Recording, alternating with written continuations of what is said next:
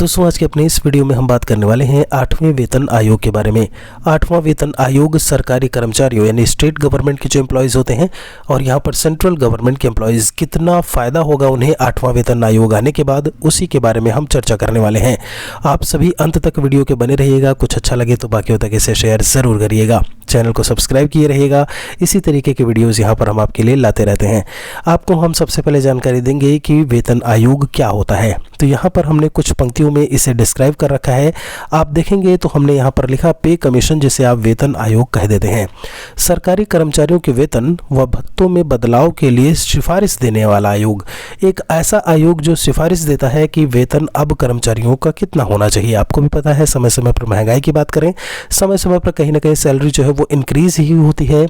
जब हम वस्तुओं की बात करते हैं, सेवाओं की बात करते हैं, तो उनके दाम बढ़ ही रहे होते हैं। इसी वजह से यहाँ पर सरकारी कर्मचारियों के वेतन और भत्तों में भी बदलाव किया जाता है।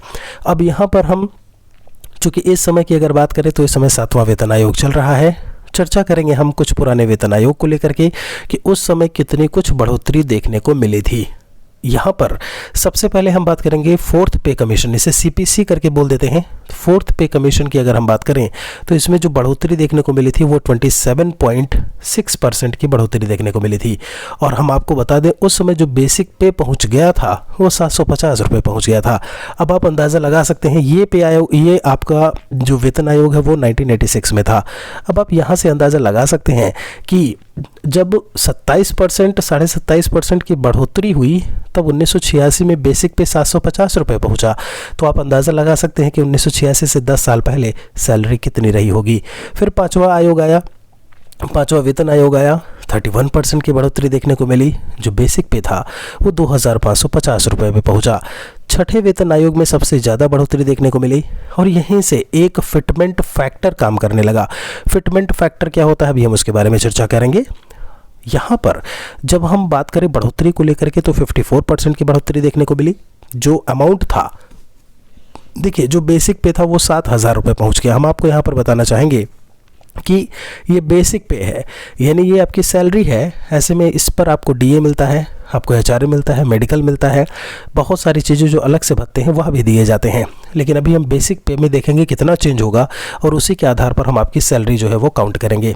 तो फिटमेंट फैक्टर की बात करें, उस समय फिटमेंट फैक्टर आपका 1.86 का फिटमेंट फैक्टर था। मतलब कहने का ये है कि आपकी सैलरी जो है कुछ भी नहीं है। फिटमेंट फैक्टर आप ये समझिए कि जो आपका बेसिक पे अभी इस समय चल रहा है जो भी होगा उसको आप 1.86 से मल्टीप्लाई कर दीजिए तो 2550 रुपये 1.86 आपको यहाँ तक में लगभग देखने को मिलेगा। अब ये बात हो गई 7वें की। अगर हम बात करें 7वां पे आयोग जो था आपका, इसमें 14.29% की बढ़ोतरी। इसमें जो फिटमेंट फैक्टर था जरा गौर करिएगा, ये फिटमेंट फैक्टर हो गया 2.57%। तो जो 7वां पे आयोग था आपका, 7वां जब हम पे कमीशन की बात करते हैं ये 2016 में आया था और यहाँ पर 18,000 रुपये बेसिक पे। ध्यान रखिएगा अभी अगर हम मिनिमम बेसिक पे की बात करें तो आपका 18,000 रुपये गवर्नमेंट एम्प्लॉयज़ का सब हर एक डिपार्टमेंट में, हम मिनिमम मैंने बोला, मैक्सिमम कितना है लगभग 2.5 लाख के आसपास, वो भी हम आपको अभी बताएंगे जो बेसिक पे होगा। ध्यान रखिएगा तो मिनिमम आपका है 18,000 और 18,000 जो 7वां पे कमीशन था उस पर 2.57% जो फिटमेंट फैक्टर था वो काउंट करके तब कितना पहुंचा 18,000। मतलब जो करंट चल रहा है इस समय वो मिनिमम बेसिक पे 18,000 रुपये है। अब यहाँ पर जो चर्चा की जा रही है जरा इस बात पर गौर करिएगा। 8वें वेतन आयोग की अगर हम बात करें तो इसमें ये कहा जा रहा है कि लगभग 20% की बढ़ोतरी जो है वो देखने को मिल सकती है और उसके हिसाब से जो फिटमेंट फैक्टर होगा वो आपका 1.92 ही होगा। अब आपने अलग अलग वीडियोस आपने देखा होगा तो कहीं कहीं फिटमेंट फैक्टर 2.86 बताया जा रहा है। ये कहा जा रहा है कि धीरे धीरे कहीं ना कहीं जो महंगाई है वो बढ़ रही है। जब हम बात करते हैं आपके अभी इस समय आपका डीए जो है वो 53% के आसपास चल रहा है। आप ये मान के चलिए छमाही पर डीए की बढ़ोतरी होती है तो ये जो आपका 8वां पे कमीशन है ये लागू होगा 1 जनवरी 2026 से। इसी के बारे में चर्चा की जा रही है। तो 1 जनवरी 2026 तक आप मान के चलिए 2 बार कम से कम आपका डीए जो है वो बढ़ चुका होगा। तो लगभग मान के चलिए कि 53% है तो बहुत होगा 60% हो जाएगा। तो ये कहा जा रहा है कि आपका जो फिटमेंट फैक्टर है, 2 फिटमेंट फैक्टर मिल रहे हैं, एक मिल रहा है 1.92 का और एक मिल रहा है 2.86 का। हम जो यहाँ पर काउंट करने वाले हैं वो 1.92 के आधार पर हम काउंट करेंगे कि आपकी सैलरी जो है वो कितनी होगी। अब होता क्या है, ज़रा गौर करिएगा। यहाँ पर हम आपको बताना चाहेंगे कि जब वेतन आयोग आता है तो चूँकि क्या होता है, 10 साल पे वेतन आयोग आपका आता है, इसमें धीरे धीरे करके आप 1 साल में 2 बार आपका डीए यानी कि डियरनेस अलाउंस आपका बढ़ता है। डीए क्यों देती है सरकार? वो कहती है कि हर साल हम आपकी सैलरी नहीं बढ़ा सकते, चूँकि महंगाई बढ़ रही है, इसलिए हम आपको डीए दे रहे हैं। ठीक है, तो वो क्या करती है कि छमाही छमाही पर डीए में 3% 4% की बढ़ोतरी वो कर दिया करते हैं। अभी तक मैक्सिमम जो परसेंटेज है वो 5% का है डीए में। ठीक है, तो ये बात हो गई।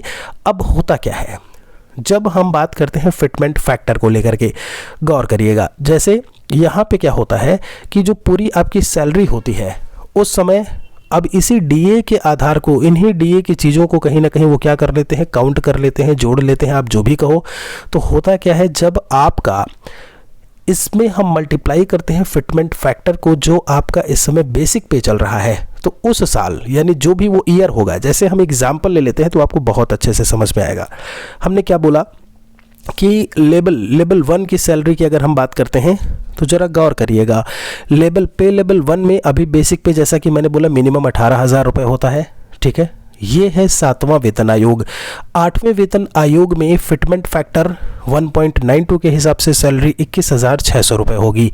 ठीक है, ऐसे ही पे लेवल 2 अभी 19,900, लेवल 2 का जो बेसिक पे है वो 7वां। ये जो आप देख रहे हो इस लाइन में, ये करंट इस समय चल रहा है। ठीक है, जैसे इस समय अगर हम बीपीएससी की बात करें तो जब हम बिहार की बात करते हैं तो 25,500 बेसिक पे है। ऐसे ही जब हम यूपी की बात करते हैं तो 35,400 बेसिक पे है। गौर करिएगा, और उसी में जो उनका अब सैलरी बढ़ेगा, चेंज होगा, वो कितना हो जाएगा, 25,500 से 30,600 बेसिक पे हो जाएगा। ऐसे ही 35,400 से बेसिक पे 42,480 हो जाएगा। तो अलग अलग पे लेवल का जो है बेसिक पे कितना होगा उसके आगे मैंने चेंज करके यहाँ पर लिखा हुआ है। और ये पे लेवल 1 से ले करके आप देखेंगे पे लेवल 17 तक जाता है। और पे लेवल 17 तक कितना चेंज होता है, पे लेवल 7, 8, 9, 10, 11, 12, 13, 14, 15, 16, आप देखिए 2.25 लाख रुपए ये मैक्सिमम गवर्नमेंट एम्प्लॉय कोई भी होता है उसका बेसिक पे होता है। मिनिमम 18,000 और मैक्सिमम 7वें वेतन आयोग के हिसाब से 2.25 लाख रुपए है। उस हिसाब से जो उसका बेसिक पे होगा वो 2.70 लाख रुपए होगा। अब थोड़ा सा आगे बढ़ते हैं। देखिएगा, मैंने कहा कि अब होता क्या है, ज़रा इस पे गौर करिएगा। जब आपको उस साल, जैसे कि मैंने बोला कि मान लीजिए इस समय आप जो है वो लेवल 5 के, लेवल 4 के एम्प्लॉय हैं, ज़रा यहाँ पर गौर करिएगा।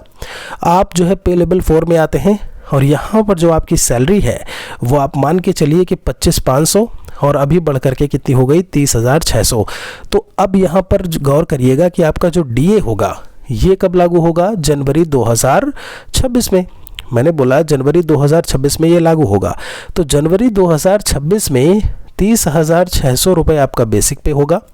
इस पर आपको एचआरए मिलेगा, हाउस रेंट अलाउंस, इस पर आपको मेडिकल या जो बाकी सुविधाएं हैं वो मिलेगी, लेकिन डीए आपको नहीं मिलेगा। केवल उसी साल 2026 में, इस चीज़ को गौर से सुनिएगा, डीए डियरनेस अलाउंस नहीं मिलेगा, क्योंकि वही डीए मर्ज होकर के आपका कहीं ना कहीं बेसिक पे बन चुका है। तो अब क्या होगा कि सर क्या आगे भी ऐसे में ये नहीं मिलेगा? नहीं, जब आपका जैसे ही 2027 वाली चीज़ आपकी शुरू होगी, अगला साल शुरू होगा, फिर से आपको 6 महीने पर डीए मिलना शुरू हो जाएगा और डीए की शुरुआत 0% से होगी। तब आप 2027 में जैसे ही आएंगे, पता लगा कि हमारी सैलरी इतनी है, बेसिक पे 30,600 है, अब हमको डीए इस पर 4% मिल गया, 5% मिल गया। तब जो निकलेगा 30,600 का 5% हम निकालेंगे। फिर हमारा डीए एक समय ऐसा होगा 20%, 30%, 40, 50% डीए होगा, तब 30,600 का हम कितना निकालेंगे, 50% निकालेंगे। तो आप खुद समझ सकते हैं कि आपकी सैलरी फिर कहाँ पे होगी। ठीक है, ये था तरीका काउंट करने का। यहाँ पर अगर हम बात कर लें, फिटमेंट फैक्टर 2.86 है, इन्हीं में से कोई आपको देखने को मिलेगा। तो ओल्ड सैलरी यानी 7th पे कमीशन की हम चर्चा करें दोस्त, यहाँ पर हम नई सैलरी 8th पे कमीशन की बात करें, जो कि जनवरी 2026 से लागू होने की पूरी संभावना है। इस पर चर्चाएं लगातार चल रही हैं। बेसिक पे जिसका 18,000 है, उसकी नई सैलरी बेसिक पे जो है वो 51,480 रुपये हो जाएगी, अगर फिटमेंट फैक्टर 2.86 का होता है। डीए 9,000 रुपये इसके हिसाब से अभी अगर मिल रहे हैं तो उस समय होल ईयर कोई डीए नहीं मिलेगा। अगर एचआरए मान लीजिए 25% है तो 31,500 रुपये की जो सैलरी है वो आपकी सोचिए बढ़ करके 51,480 में आप एचआरए 25,000 माफ़ी चाहेंगे 25%, 5%, 10% जो भी है वो किसका निकलेगा, 51,480 का। यानी कि 51,480 का उतना परसेंट एचआरए निकाल करके और टोटल सैलरी आपको मिलेगी। यहाँ पर पूरे साल आपको डीए नहीं मिलेगा। जैसे ही नेक्स्ट ईयर में आप जाएंगे, जो भी सरकार 3%, 4% का डीए बढ़ोतरी करेगी, बेसिक पे का उतना परसेंट आप निकाल लेंगे और आपका जो ग्रॉस सैलरी है वो आपके सामने होगी। तो मिनिमम गवर्नमेंट सैलरी 31,500 रुपये होगी अगर 8वां वेतन आयोग आता है। ऐसे में माफ़ी चाहेंगे, यहाँ पर ये 7वें वेतन आयोग में मिनिमम इतनी है, और जब आपका जैसे ही 8वां वेतन आयोग आता है तो आप काउंट कर सकते हैं कि मिनिमम सैलरी आपकी कितनी होगी। तो यहाँ पर 8th पे कमीशन में कितना फ़ायदा है, किस तरीके से चेंजेस देखने को मिलेंगे, उम्मीद करते हैं कि आपको ये बात बहुत अच्छी तरीके से समझ में आ गई होगी। और हम अगले वीडियोस में आपको अलग अलग जो भी आपके, चाहे हम यूपी में प्राइमरी टीचर्स की बात करें, बिहार शिक्षकों की बात करें सैलरी को लेकर के, या फिर आपके टीजीटी पीजीटी की सैलरी की बात करें, उन सभी को हम अलग अलग वीडियोज़ में लेकर के बात करेंगे, चर्चा करेंगे। बाकियों तक इसे शेयर ज़रूर करिएगा। बहुत बहुत शुक्रिया आप सभी का।